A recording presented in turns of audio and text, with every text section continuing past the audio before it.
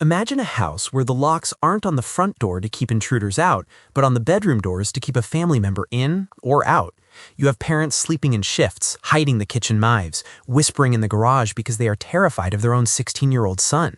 They call the police, and the police say, "We can't do anything until he hurts someone." They take him to the ER, and the doctors say, "We have no beds, take him home." And then, one Tuesday morning, the unthinkable happens. We see the headline, we see the crime scene tape, and we ask, how? But the real question, the one we are terrified to answer, is why did we let it get this far? That is the nightmare scenario. And judging by the questions we're getting, it feels like a nightmare that is bleeding into reality more and more often. Welcome back to the show. I'm Chloe. And I'm Alex. Today we are tackling a request that is, frankly, heavy. A listener wrote in asking about the rise in children committing violence against their parents. They specifically noted that it feels like a trend, fueled by anger and, crucially, a broken mental health system. They wrote, they have to fix the mental health system. It's a sentiment I think a lot of people share right now. Absolutely. It touches on a very primal fear, the breakdown of the most fundamental bond in humanity, the parent and the child. So let's start with the premise. Is this actually a trend? Because if you scroll through TikTok or watch true crime documentaries, it feels like parricide, the killing of a parent, is skyrocketing. So we have to distinguish between feeling and fact here, because the data tells a fascinating, if slightly contradictory story. If we look at FBI crime statistics, homicide rates in the US actually dropped significantly between 2023 and 2024. Murder was down about 15% nationwide. And statistically, parricide is incredibly rare. It makes up only about 2% of all homicides. That number has remained relatively stable for decades. Okay, so kids aren't killing their parents more often than they used to. Not killing, no, but, and this is a huge but, non-lethal violence is a different story. Researchers in the UK and the US have identified a rising phenomenon called APV, adolescent-to-parent violence. During the lockdowns, studies from the University of Oxford found that 70% of families experiencing this violence saw it escalate. So while the murders aren't skyrocketing, the aggression, the hitting, the shoving, the terrorizing of parents is absolutely a growing hidden epidemic. That aligns perfectly with what the listener asked. They mentioned anger and violence, not just murder. It's that walking on eggshells dynamic you described in the open. But why? Is it just that kids today are angrier, or is there something broken in how we treat them? To understand that, we have to look at the psychology. We can't lump all these kids together. Dr. Kathleen Hyde is basically the world's leading expert on this. She's a criminologist who has interviewed hundreds of these offenders. She developed a typology that breaks them down into 3 distinct categories. If you want to fix the system, you have to know which category you're dealing with. Okay, walk us through them. What's the first type? The first type, and historically the most common for adolescents, is the severely abused child. This is the kid who kills out of desperation. They aren't acting out of anger so much as terror. They feel like a cornered animal. In these cases, the violence is often a preemptive strike to stop the parent from hurting them or a sibling one last time. This is like the Menendez brothers case, right? Or at least that was their defense, that they were reacting to years of horrific abuse. Exactly. The narrative there is kill or be killed. In these cases, the system failure isn't necessarily mental health care, it's child protective services. It's the failure of teachers, neighbors, and police to intervene before the child feels they have to become the executioner. But the listener specifically mentioned the mental health system, which brings us to your second category, I assume? Right. The severely mentally ill child. These are cases driven by psychosis, schizophrenia, or severe delusion.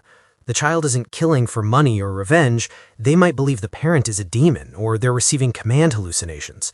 And this, Chloe, is where the system is collapsing in real time. How so?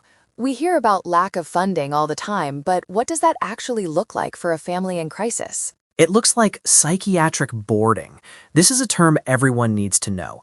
Imagine you have a 14-year-old who is manic, violent, and threatening to burn the house down. You take them to the ER, but there are no inpatient psychiatric beds available. A study published in JAMA Pediatrics showed that between 2017 and 2020, despite a massive rise in demand, the number of youth psychiatric beds in the US didn't budge. 0 increase? Basically flat. In Alaska, for example, there are effectively 0 inpatient pediatric psychiatric beds. So what happens? That kid gets bored.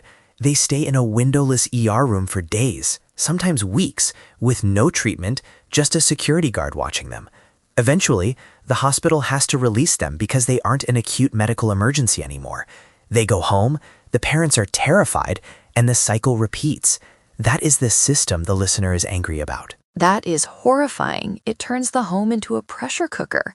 You're essentially telling parents, you're on your own with a person who might kill you. Good luck. Precisely, and it criminalizes mental illness because when the medical system says no, the only number left to call is 911. Then the child enters the juvenile justice system, which is even less equipped to treat psychosis than the hospital was. I want to pivot to the third category because I think this is the one that confuses people the most. The cases where there isn't abuse and there isn't obvious psychosis. The cases that just seem cold. The dangerously antisocial child. This is Dr. Hyde's third type. These are the kids who kill for instrumental reasons. Freedom, money, a boyfriend. The most famous modern example is probably Jennifer Pan in Canada. Oh, that case is chilling. For those who don't know, she hired hitmen to kill her parents because they were too strict, right? It's complex. It was a tiger parenting situation gone nuclear. She had forged her report cards for years, pretended to go to college, lived a complete lie. When her parents found out and cracked down, she didn't just run away. She plotted their execution to inherit their money and be with her boyfriend. That is the antisocial profile. A lack of empathy, treating people, even parents, as obstacles to be removed. And this is where the nuance gets tricky. Because looking at Jennifer Pan, or even the Menendez brothers, the public reaction is usually polarized. It's either they are monsters or they are victims. But the listener's point about anger suggests something else, that maybe we are creating a culture that fuels this rage. That's the cultural impact dimension. We are seeing a generation dealing with unprecedented stressors, social media isolation, economic anxiety, but with fewer tools to regulate emotion. If you have a kid who is antisocial or mentally ill, and you pour the gasoline of modern isolation on top of it, the explosion is going to be violent. But I want to push back on the idea that anger alone causes parricide. Go on. Most angry teenagers slam doors. They don't pick up shotguns. For anger to transmute into lethal violence, you usually need that perfect storm of factors, the breakdown of the inhibition mechanism. In the antisocial case, the inhibition is missing because they don't feel empathy. In the mentally ill case, the inhibition is gone because reality has fractured. In the abused case, the inhibition is overridden by the survival instinct. So simply saying kids are angrier is too reductive. It is. It ignores the structural failures. If you have a kid with severe behavioral issues, maybe not full psychosis, but severe aggression, and you live in a rural area, you are in a desert. 90% of pediatric psychiatric beds are in urban centers. If you live in rural Kansas, your mental health system might just be the county sheriff. That geographical disparity is huge. It basically means your safety as a parent depends on your zip code. I want to go back to something you said earlier about the trend of non-lethal violence. If that is rising, does that mean we are going to see a rise in parricide in the future? Is APV a warning sign? It's a massive red flag. Dr. Hyde and other researchers emphasize that parricide is rarely a snap decision. It is the culmination of a cycle. The trend of rising domestic violence against parents is the smoke. If we don't put out that fire, through family therapy, through de-escalation training, and yes, through more psychiatric beds, eventually we will see the fire. It's interesting because we often frame this as bad seed versus good parents, but in many of these cases, the dynamic is so tangled. You have parents who are maybe trying their best, but are completely unequipped to handle a child with complex needs. Right. And we also have to talk about the taboo. It is incredibly shameful for a parent to admit, my 12-year-old hits me. It reverses the natural order of authority. So parents suffer in silence. They don't call for help until the knife is already in the hand. That silence is part of the system failure too. So if we are answering the listener's plea, they have to fix the mental health system. What does the fix actually look like? Is it just more beds? More beds is the emergency room triage, right? We absolutely need that to stop the immediate bleeding. But the real cure is upstream. It's early intervention. It's schools having the resources to identify the antisocial or abused kids when they are 7, not 17. It's insurance companies covering long-term family therapy, not just a week of stabilization. because once you get to the point of parricide, the tragedy is that it was almost always preventable. Preventable. That's the word that sticks with me. When we hear these stories, we want to think of them as anomalies, as lightning strikes. But you're saying they are more like structural collapses. The cracks were there for years. Exactly. The Jennifer Pan case didn't happen overnight. It was years of deception and pressure. The abused child doesn't snap on day one. And the mentally ill child usually has a long paper trail of failed interventions. The violence is the final tragic sentence in a very long book that nobody bothered to read. That is a sobering thought. We started this by asking if children are becoming more violent.